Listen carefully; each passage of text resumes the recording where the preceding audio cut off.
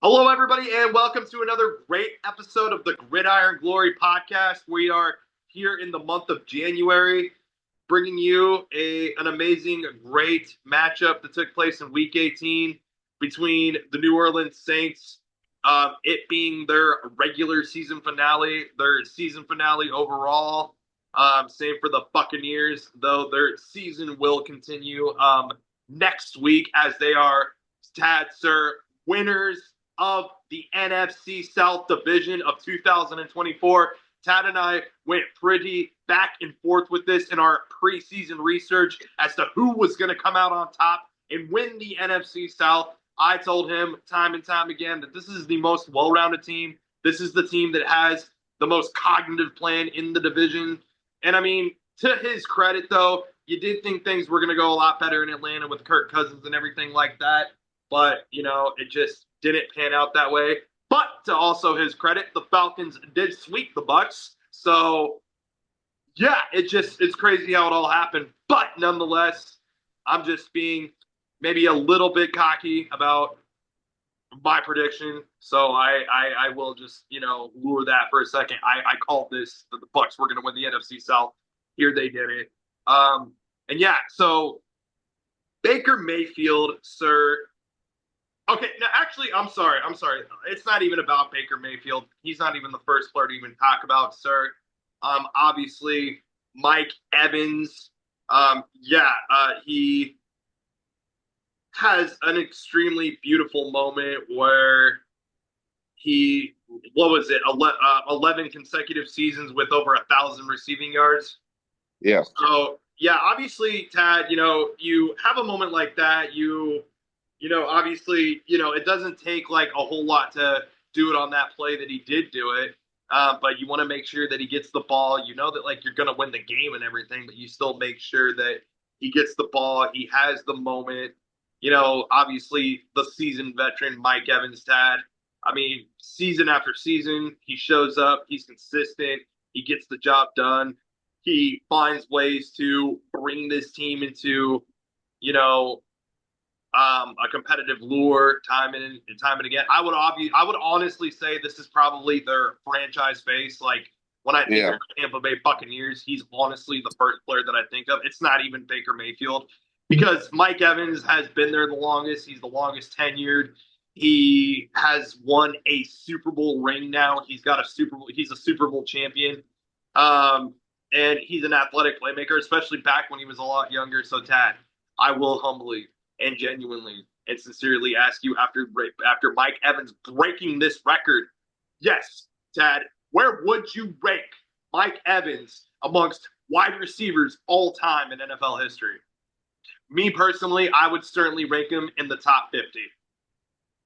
I mean, the way I see it, I think you have to call Mike Evans a Hall of Famer when the time comes. I think that it would do a disservice to the NFL to not include Mike Evans amongst the greatest receivers of all time in the Hall of Fame.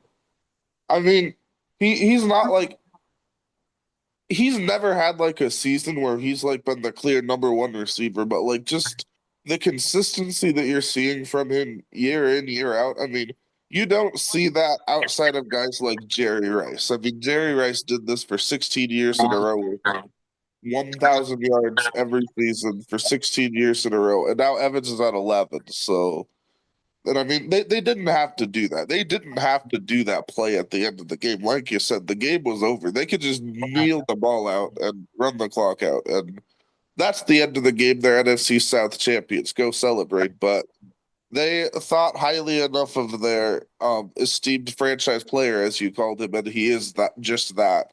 They thought enough of him that let's go make this work out for him. Let's get him an extra 5 yards to get to 1,000 and get him his bonus, obviously, a $3 million bonus. You can never complain too much about that. But I mean, it was more than just that. It was, to me, it was just the massive amount of respect that team has for their lead player, their seasoned veterans, and obviously it gave the fans another chance to celebrate. So just a beautiful moment in the NFL. This is why you watch football, for stuff like this. Absolutely. Mike Evans, a terrific wide receiver. I mean, as you mentioned before, a Hall of Famer. So yeah, you love to see it there for Mike Evans. The Buccaneers are the NFC South champions. Baker Mayfield in this game. I mean, 21 to 32, two touchdowns and an interception. Not the flashiest of performances for Baker Mayfield. Bucky Irving, 19 carries, 89 yards, and a touchdown. So Bucky Irving, Tad, if the Buccaneers are to make a playoff run, they're going to need to rely on their big time playmakers like obviously Bucky Irving, Jalen McMillan, Mike Evans. So that is certainly going to be Yeah, tough.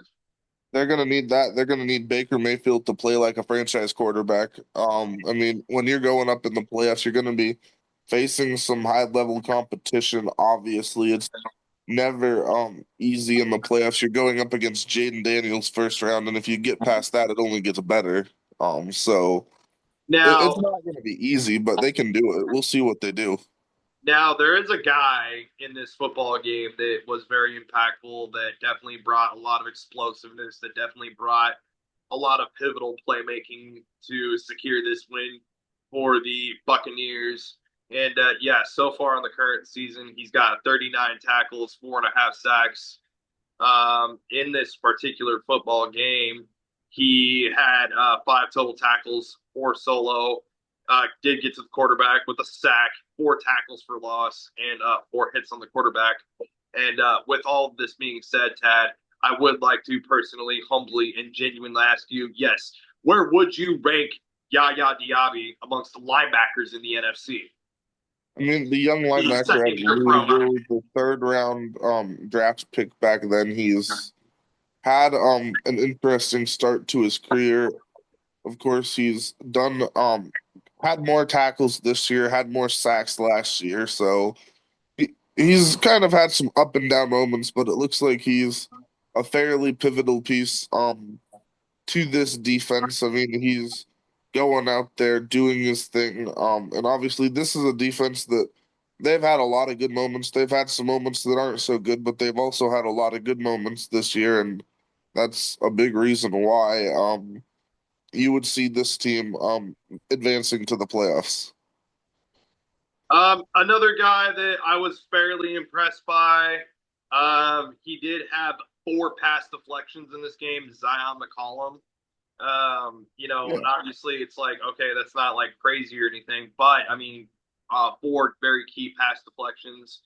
And I would say he is a pivotal cornerback. The second year player, or I'm sorry, I believe you would actually say the third year pro now out of Sam Houston.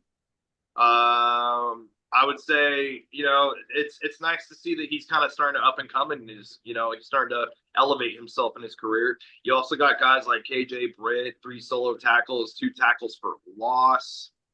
So you also got guys like Vitavia, if I said that correctly. Vita Vea. Vitavia, yeah, a solo tackle, a sack, a tackle for a loss, and he even got a hit on the quarterback. An interesting player there, not a super flashy. I mean, a veteran if nothing else at this point. I mean, and especially, I mean, even with how long he's been playing, the former first round pick defensive tackle out of Washington, drafted in 2018. So, for a defensive tackle, what, 7, 8 seasons? Definitely a seasoned veteran at this point in terms of Sure. defensive linemen. So, yeah, it's nice to see. He's going to be a big, pivotal key part into making sure that that gets up to speed. And yeah, there was also a big hit on the quarterback from Mr. Kalijah Cansey. And Tad, I mentioned this in the preseason.